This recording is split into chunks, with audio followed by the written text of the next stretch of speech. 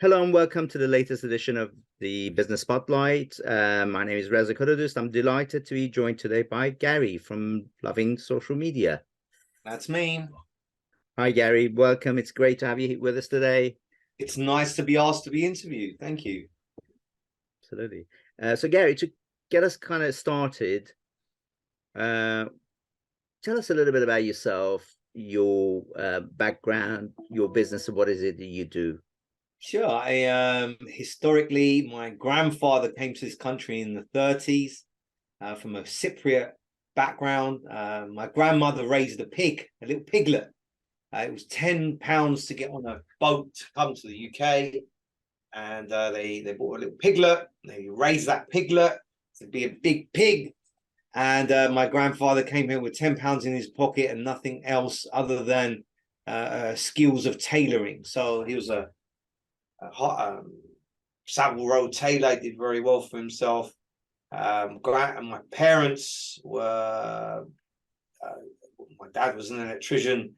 He's self-employed for a little bit. So I learned a little bit about entrepreneurship from these two and work ethic. I never saw them not work.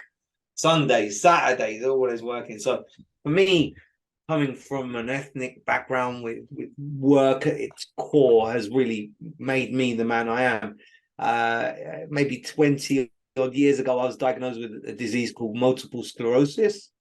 And it's a pretty bad thing to be diagnosed with. The nurse said to me, look, stop working for other people, make your own fortune. And at the time, I was a qualified optician. And I opened my own opticians. I didn't really know much about marketing or finance or operations. I didn't know anything about bookkeeping, but I knew how to be a good optician. So I was a bit interested in insolvency. People said, why are you interested in why you fail? And I said, well, if you learn why you fail, you reverse engineer it and you avoid those mistakes. So Interesting. In 2004, I was just recently diagnosed with MS. I saw an empty shop that was opposite a train station. Thought this is perfect, and started from complete scratch, an optician from scratch. I solved the bookkeeping problem with my uncle had just retired from Haringey Council he was the FD there. So he had some cash, he had some knowledge, he looked after the finance side of things. I knew nothing about marketing, so I took out 6 books, and those 6 books did me very well. I then went on a journey of studying marketing to the point where last year and this year I am the judge of this year's Business Book Awards for marketing. Wow. So I try and read one marketing book every fortnight. I go through them very quickly because they're really just rejuvenating something from another book. But that's interesting. So there's me. I built this business to 1.5 million through acquisition. I then decided that through some bad partnerships, really. So I had a bad partnership where values weren't aligned. Yes. So I started this marketing business. I sold that for £1 million. I started this, didn't own it all, but still an achievement to start from nothing to £1 million. So. And then this marketing business, roller coaster, but it allows me a lot of freedom. And that's me, dad of 4. I like to have fun. I'm creative. I love marketing. Cool. Go on, sorry. Was that a good answer? I don't know. There's no good answer, but it was an amazing story. Yeah, absolutely. Very interesting. And so what's been the biggest contributor to your growth? You've alluded to some of it, but what do you think? What would you put that down to? Well, you go back to that old saying, sanity, profit is sanity, turnover is vanity. Like, you can run a business that's 250,000 and take more in your pocket than a 1.5 million pound business. So my learning, like when you talk about growth, I think sometimes there's bad customers and you just want to avoid these customers and they end up costing you money. And you have to be at that place to understand what I'm talking about. People might say, yeah, but Garry, like, you're turning over $1 million. What would you prefer? What would you prefer? £1 million business where you just barely take home 40 grand? Or would you prefer £250,000 business where you're taking home 100 grand? There's no comparison. And I think it took me a while. So I think that growth comes along if you just will accept anything, but be cautious with your wish. You want a nice, profitable business rather than a big business. Well, I would say. So focusing on a profitability and the right type of clients that I guess gives you the profit and you enjoy working with, right, as well. Yeah, I think you hit the nail on the head. There's clients that there isn't a good fit, and you're always struggling. If the phone rings, oh no, not them. Like if the phone rings and it's a pleasure to answer the phone. Yeah. We just today we had the client that started at our smallest package, and they said, well, if we pay you £200, imagine what it would be like if we paid you more and more and more. And he recommended us to somebody else and somebody else, and it's wonderful to get recommendations from a client, and that's what you'll find. They become assets to clients rather than liabilities. Always driving you mad.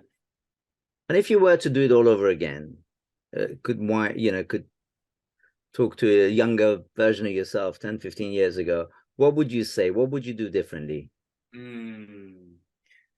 Well, you only learn by mistakes. So probably most of the mistakes were really great learning curves. Sure. I'd be more confident. I've always had partners. Now I don't need partners, but before, in my 30s and 40s, I always felt that I needed the crutch of a partner. If you're watching this and you're thinking, well, I'm safer with a partner, sometimes it can be less safe, to be honest. Go your own way, make your mistakes, figure it out. I speak to many entrepreneurs. They say, oh, my wife's pregnant, not the right time. I haven't bought a house, not the right time. There's never a right time. Do it. I opened my business when my wife was heavily pregnant with our first son, and it just made me more determined. Yeah, absolutely. Give you an extra reason to succeed. And as you said, there's never a right time, is there? And so talking about employees and people that you take on, recruitment is often the biggest challenge for people. But how do you find it? How do you get the right people in your business? I am so lucky because I love people. Human resources is my favorite. Of all the things, all the disciplines, management is my favorite. Yeah. So you need to hire slowly, fire fast. You need to constantly show that you care. Can I ask you a question? How many times have you rented a car? Quite a few times when I've gone on holiday, yeah. How many times have you washed the car that you rented? None. Never. Yeah. We don't wash things that we don't care about. We don't look after them. And this is very much about, as a boss, you need to look after your staff so they look after you. There's a line. You can never be their friend because you might have to fire them. Today I fired someone. And I feel really bad about that. But I was very upfront. I said, if we don't reach this level of turnover by this time, I can't keep you on. We just missed out by a small amount, but I kept my word. I said, look, we don't reach that point, I can't employ you. And that's tough. And you can't do that with your friends. So look after people. If you don't know what this is, please invest time to listen to it. It's called performance development reviews. Do them constantly, do them well. Don't just do them to tick a box. And yeah, you get the vibe. I'll give you a tip, a quick hack. If mum, always on interviews, if you feel comfortable, ask what mum and dad do. And if mum and dad are entrepreneurs themselves, if they own a shop, if they're entrepreneurs, you generally get a person that has that work ethic. It's not always worked, but it's interesting to see if they have that work ethic. And usually your first instinct is probably right. But yeah, you need to ask people to leave before probation's over, or at least guide them and say that this is exactly what I want. If they can't reach that, they're not for you. Okay, that's very interesting perspective and approach. Yeah. So where do you see yourself in the next 3 to 5 years? You see yourself, the business? Mm.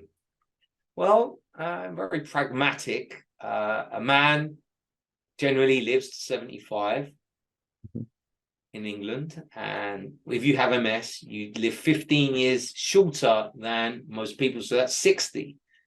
That gives me a very different perspective on life than somebody who's well and doesn't have this ticking thing in my head. So Yeah. where I want to be, I'm probably being a landlord has bored me always. So I probably will invest my money in property to have a nice residual income, so I don't have to sit on the hustle, on the grind, which a business is usually. I'm more comfortable running a business than I am as a landlord. So I probably will move my money into property. I don't like shares too much, but yeah, probably less staff, less running around, less hours, and enjoying life a little even more with I'd say with my wife, travel more. Yeah. Yeah, great. Yeah, Yeah. absolutely. Really good advice. And is there any questions that you wish I'd asked, or something that you want to add? Yeah, I think I specialize in resilience. If there's tough days that you go through when you're in business, and then you dust yourself down and you go again. My advice to everyone watching this is, if you cannot be an entrepreneur unless you have an element of resilience. You have a bad day at home, you go to work, your staff let you down, the Wi-Fi goes, there will be 1,000 things that go wrong in your day. I can guarantee you that. And it's how you handle that, how you get back into your positive mental attitude, how you try and surround yourself with great people. And when you win, like today, we got 2 new clients. We lost a client, but then we gained 2 new ones. I'm not going to, I think about the one that I lost, but the small wins are just keep hold of them, try and be around positive people, and you'll get through the tough times. Yeah, I hope that made sense. some great, no, absolutely, some really great shares and great advice for anyone wanting to start a business, or indeed kind of who's already in business. Thank you very much, Garry, for today. Really enjoyed our conversation. Me too. Thanks It was for asking. great to get your insight into the subjects that we talked about. And I wish you success for the rest of your journey. Thank you.